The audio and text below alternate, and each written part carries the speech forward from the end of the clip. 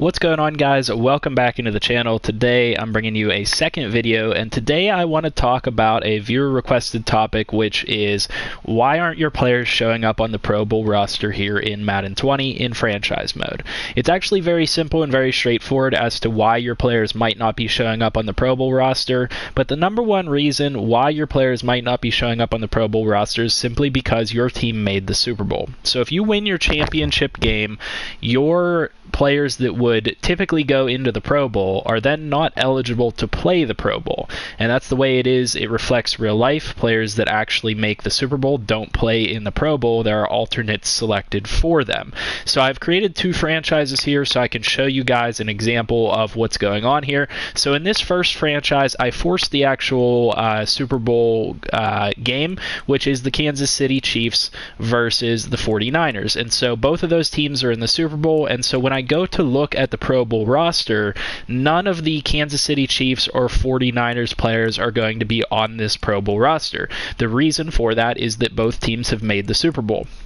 Now, there's one other topic to talk about here, and that is that for certain positions, the ability to make the Pro Bowl is glitched, and for certain other positions, the requirements to make the Pro Bowl are a little bit finicky and not always 100% correct. So first and foremost, when you talk about your kick returners and your punt returners, oftentimes you'll see random guys that don't really have many stats kick returning or anything. They will show up as the kick returner or punt returner for the Super Bowl. Kick returners and punt returners are glitched. You could have a ton of kick return touchdowns or punt return touchdowns or punt return yardage or have the best average, and you probably still won't make the kick return or punt return list for the Pro Bowl simply because it's glitched. Other than that, there are positions that are kind of finicky and weird in order to actually get your players on the roster, and sometimes that includes cornerbacks, sometimes that includes pass rushers, outside linebackers, D-ends, and D-tackles. A lot of the defensive positions can be a little bit weird on whether your player will register for the Pro Bowl or not. And the reason being for that is a statistical thing. It's determined by what they're considering for each position. So like first example with outside linebackers, there are really good outside linebackers that aren't going to get sacks, and that's because they're a 4-3 outside linebacker. They're not meant to be pass rushing. And they might get a ton of tackles in a season. They might get maybe even interceptions or whatever the stat might be, and they might lead the league in those stats.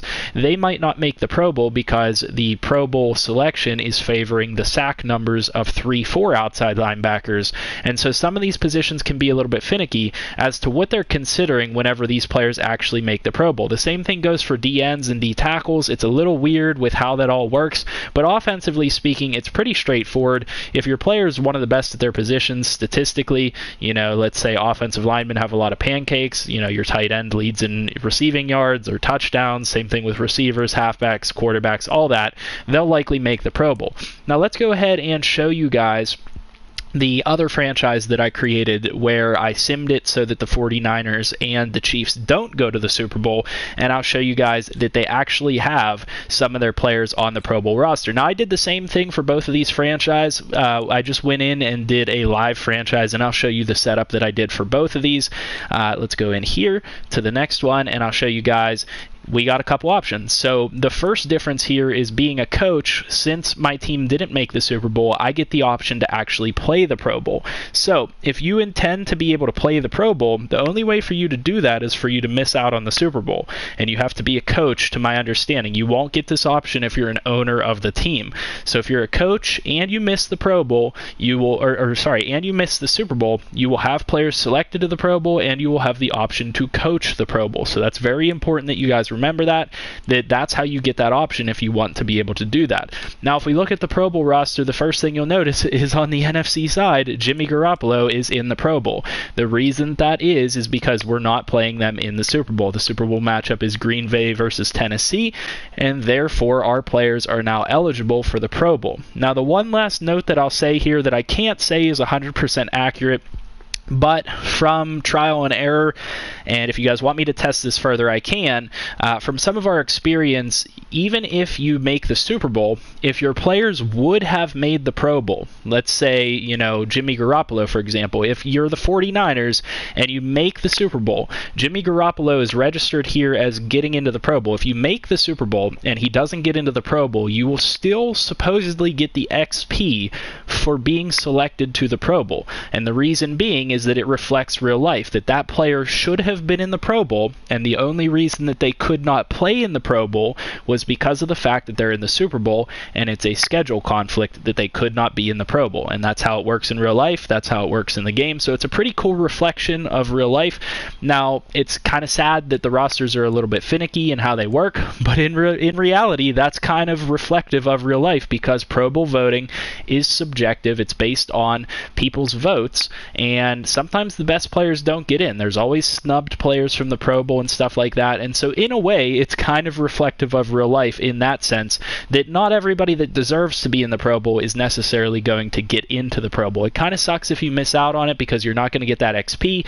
Maybe you're not going to get to play in the Pro Bowl, whatever that might be. But I wanted to clear this up for whoever, you know, had this question, and people that might be a little bit confused on it, because I was wondering the same thing.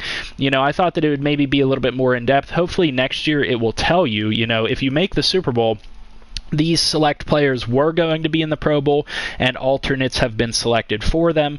Therefore, they get the XP for being a Pro Bowl player, but they're not actually going to show up in the Pro Bowl game. Hopefully, they get a little bit more depth with that and actually explain those things. I doubt that they will, but I wanted to clear that up and put this in one place in case anybody was having trouble and wondering why they can't play the Pro Bowl, why their players aren't in the Pro Bowl. Whatever your questions might be, this should put those to rest. So hopefully this helped you guys out in some way. If this did help you out, make sure you leave a like on the video, comment down below with what you guys need help with next, what video you guys would like to see next, and subscribe to the channel if you're new. I'll see you guys in the next video. Have a good night.